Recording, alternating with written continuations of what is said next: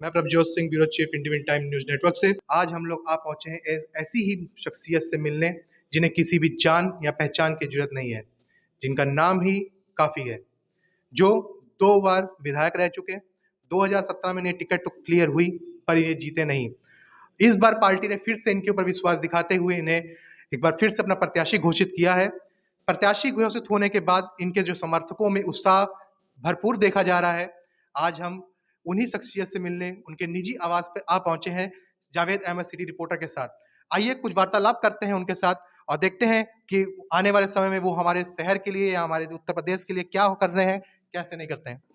नमस्कार सर, पहले तो आपको सर बहुत-बहुत बधाई कि आपको चौथी बार टिकट क्लियर हुआ है सुल्तानपुर से विधानसभा में और आप चुनाव लड़ने जा रहे हैं। बहुत धन्यवाद आपका। सर पहले मेरा सवाल ये है सर आपसे कि आपने जो 2 बार आपने चुनाव जीता, 2017 में आप चुनाव नहीं जीत पाए, इस बार आपको चुनाव के लिए टिकट फिर से मिली। तो सर आपको पहले आपको कैसा फ़ील हो रहा है और कैसा लग रहा है सर आपको? देखिए, चुनाव लड़ना महत्वपूर्ण नहीं है, महत्वपूर्ण है कि चुनाव जीतने के बाद आप जनता के लिए किस तरीके से काम कर पाते हैं। जी सर।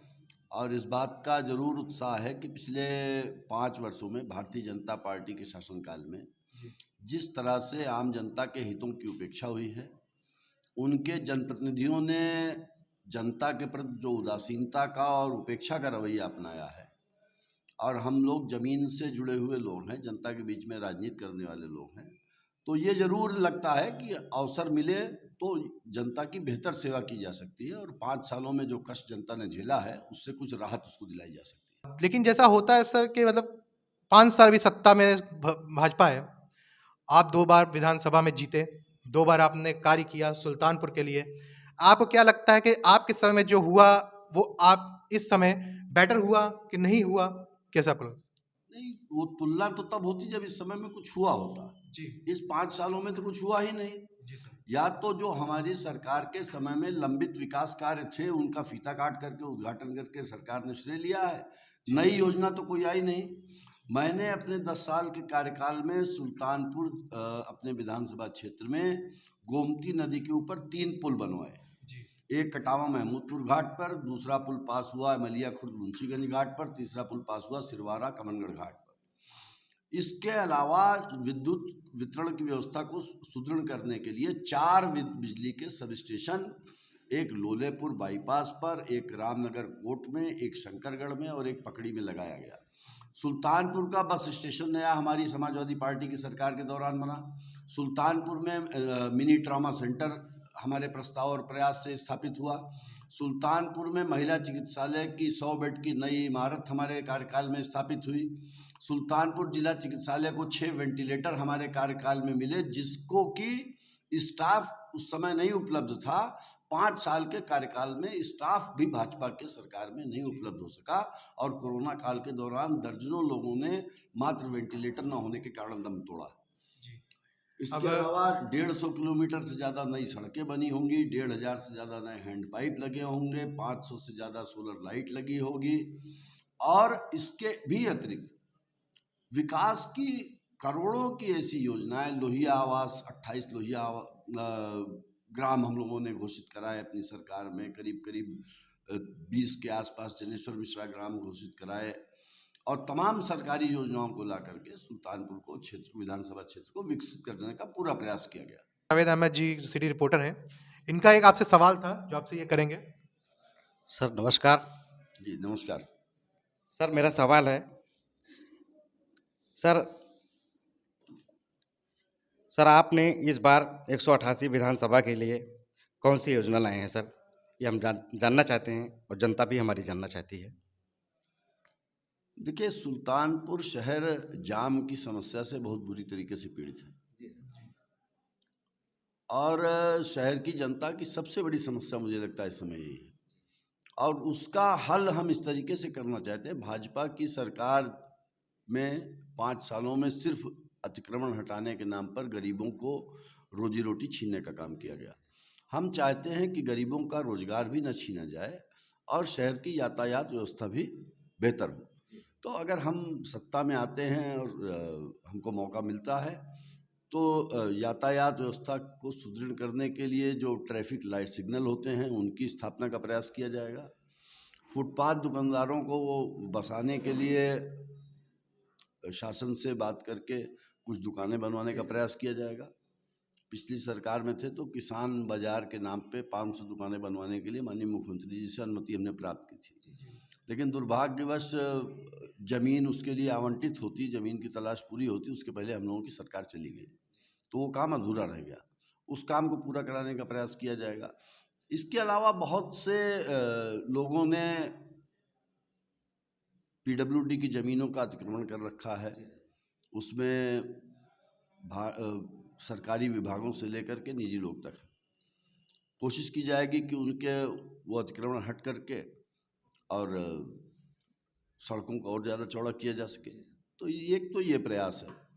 दूसरा प्रयास ये है कि सुल्तानपुर में शिक्षा के क्षेत्र में कोई राजकीय महाविद्यालय नहीं है, तो यहाँ पर एक राजकीय महाविद्यालय के लिए और एक राजकीय पॉलिटेक्निक के लिए मैंने पिछले कार्यकाल में प्रयास किया था, जो जिसकी पत्रावली अभी भी कहीं शासन में दबी होगी, उसको पुनः करवाने का प्रयास किया जाएगा। जो मिनी ट्रॉमा सेंटर है उसको और बेहतर करने का प्रयास किया जाएगा।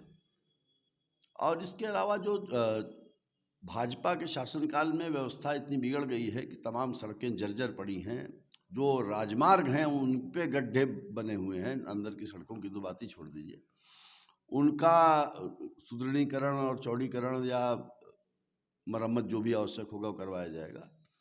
इसके अलावा और भी बहुत सी योजनाएं हैं जिनके बारे में विस्तार से बात करने में आपका समय बहुत जाएगा। यहाँ की नगर की पेयजल व्यवस्था को दुरुस्त कराने के लिए पिछले कार्यकाल में हमने 32.5 करोड़ रुपए जारी कराए थे सरकार से, लेकिन वो पूरी परियोजना 54.5 करोड़ रुपए की थी, तो बाकी पैसा भी जारी करा करके कोशिश की जाएगी कि वो परियोजना भी पूरी हो सके। सर दूसरा सवाल है, अगर आपकी पार्टी की सरकार बनती है तो उत्तर प्रदेश के विकास के बारे में आपकी पार्टी या समाजवादी पार्टी माननीय अखिलेश यादव जी क्या प्रोग्राम बनाए हैं जनता के लिए, उत्तर प्रदेश के लिए? देखिए, पार्टी का घोषणा पत्र जारी हो रहा है, उसमें 22 लाख युवाओं को रोजगार देने की बात कही गई। इसके अलावा बिजली के बिल माफ़ी की बात है, 300 यूनिट तक फ्री बिजली दिए जाने की बात है, और रोजगार का अवसर उपलब्ध होता है जब औद्योगिकीकरण बढ़ता है। औद्योगिकीकरण बढ़ने के लिए ज़रूरत है कि जो ढांचागत सुविधाएं हैं, सड़क है, बिजली है, पुल है, उनकी स्थिति बेहतर हो। तो हमारी सरकार आएगी तो उस ढांचागत सुविधाओं का भी विकास किया जाएगा और प्रयास किया जाएगा कि यहाँ पर उद्योग जितने ज़्यादा से ज़्यादा आएँ, निजी उद्योग, जिससे यहाँ के युवाओं को रोजगार मिल सके। सर एक छोटा सा सवाल, जैसा कि सर सारे वर्ग के लोग आपको पसंद करते हैं, इसमें सर क्या राज है ये बताएं। देखिए, मेरा सौभाग्य है और दूसरा क्या है कि हम लोग अभी विधायक और नेता नहीं बने, अभी कार्यकर्ता ही हैं। और जाति वर्ग से ऊपर उठ करके हर किसी भी जात का आदमी हो, किसी भी मजहब का आदमी हो, इंसान है। इंसान पैदा होता है, जाति धर्म की मोहर हमने आपने लगाई है, तो मैं जाति धर्म का कोई भेदभाव नहीं करता हूँ। और अभी भी चूंकि कार्यकर्ता हूँ तो इसलिए जनता के बीच घुलने मिलने में मुझे कोई दिक्कत नहीं होती है। और मेरा यह मानना है कि राजनीति और समाज सेवा एक दूसरे के पूरक है। जिसको आप समाज सेवी कहते हैं, मैं कभी अपने को समाज सेवी नहीं कहलाना चाहता, मैं शुद्ध राजनीतिज्ञ अपने को कहलाना चाहता हूँ। लेकिन मेरी राजनीति की जो परिभाषा है उसमें समाज सेवा उसका एक अंग है, तो उसके तहत हम लोग अपना काम भी करते रहते हैं, जनता के लिए उपलब्ध रहने का प्रयास करते हैं। लखनऊ और दिल्ली की राजनीति कम करते हैं, सुल्तानपुर की राजनीति ज़्यादा करते हैं क्षेत्र की, तो उपलब्धता भी रहती है। और इतना नैतिक साहस है कि अगर जनता के साथ कोई अन्याय हो रहा है तो अधिकारियों के खिलाफ संघर्ष करने का भी काम करते हैं।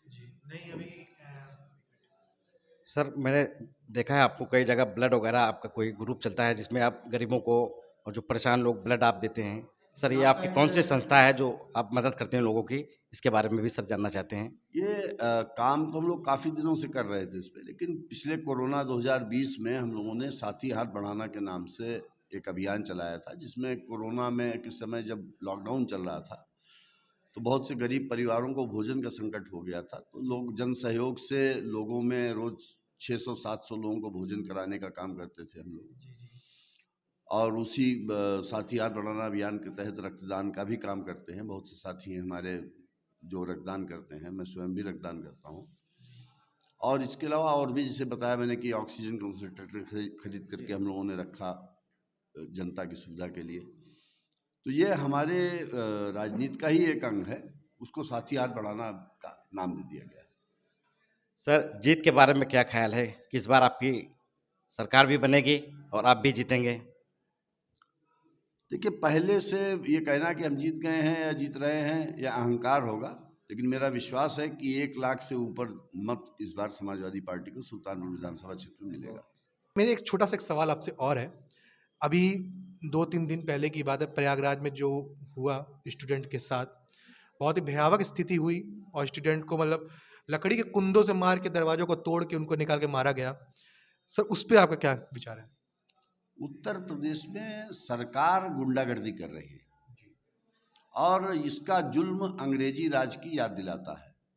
जब उत्तर प्रदेश का मुख्यमंत्री अपने पुलिसकर्मियों को इस बात की छूट देगा कि ठोक डालो का नारा देगा, तो पुलिस से यही अपेक्षा रह जाती है कि वो निरीह निर्दोष छात्रों पर इसी तरीके से लाठी बरसाए। और चूंकि सरकार अपनी निंदा, अपनी आलोचना नहीं सुनना चाहती है, अलोकतांत्रिक मानसिकता की सरकार है, अपने खिलाफ कोई आंदोलन नहीं चाहती है, अपनी नीतियों की आलोचना नहीं चाहती है, इसलिए सरकार ने ऐसे अधिकारियों का मनोबल बढ़ाया हुआ है जो खुद तानाशाही मानसिकता के हैं। और वैसा ही तानाशाही मानसिकता का मुख्यमंत्री, वैसे ही कोई अधिकारी रहे होंगे जिन्होंने इस तरीके से बर्बर तरीके से छात्रों पे लाठीचार्ज किया है। उसकी मैं घोर निंदा करता हूं। और मुझे ये भी इस बात का विश्वास है कि जो छात्र जिनके साथ अन्याय हुआ है, और पूरे उत्तर प्रदेश के युवा छात्र बेरोजगार इस अन्याय का बदला इस चुनाव में लेने जा रहे हैं। जी, जो छात्रों की मांग है सर, तो अगर आपकी पार्टी जब सत्ता में आती है, तो क्या उनकी जो मांगे हैं उनके ऊपर एक्शन लिया जाएगा, उनको वाजिब किया जाएगा? देखिए, मैं अब इस बारे में कोई घोषणा करने के लिए तो मैं सक्षम नहीं हूं, मेरे पास वो अधिकार नहीं है जी। और वो बात कहना फिर मुंगेरी लाल के हसीन सपने जैसी बात हो जाएगी। लेकिन ये मैं कह सकता हूँ कि हमारी सरकार संवाद का रास्ता हमेशा खुला रखती है। हमारे नेता की मानसिकता लोकतांत्रिक है, तो जो भी आंदोलनकारियों की मांग होगी, छात्रों की होगी, और जो जनहित में होगी, जो जायज़ होगी, वो बिल्कुल हमारी सरकार उस पर विचार करेगी और उसको करने का प्रयास करेगी। सर, जैसे सुल्तानपुर जिला को चेंज किया जा रहा है, बदला जा रहा है, अगर आपकी सरकार बनती है तो सर जो कुशभवनपुर नाम रखने का प्रोग्राम चल रहा है यहाँ सुल्तानपुर में, क्या सर पुराना नाम ही आपकी पार्टी रखेगी या जो है कुशभवन के नाम से चलेगा? हम नाम बदलने की राजनीति में विश्वास नहीं रखते हैं और हमारी पार्टी 5 साल थी, नाम बदलने का कोई प्रयास नहीं हुआ और अभी भी मुझे नहीं लगता कि कानूनी तौर पे कुशभवनपुर नाम हो पाया है। ये कुछ संकीर्ण मानसिकता के लोग इस तरीके का प्रयास करते रहते हैं अपने वोटों की राजनीति के लिए, तो उसमें जो भी न्यायोचित होगा वो किया जाएगा। सरकार है। बहुत बहुत शुक्रिया सर आपका, इंडिपेंडेंट टाइम आपका बहुत बहुत शुक्रिया करता है। ये थी एक खास मुलाकात श्री अनूप चंदा जी से, जो ये थे उनके एक विचार जो कि हम आपके साथ साझा किए। तो चलते हैं, फिर मिलेंगे आपसे। नमस्कार दोस्तों।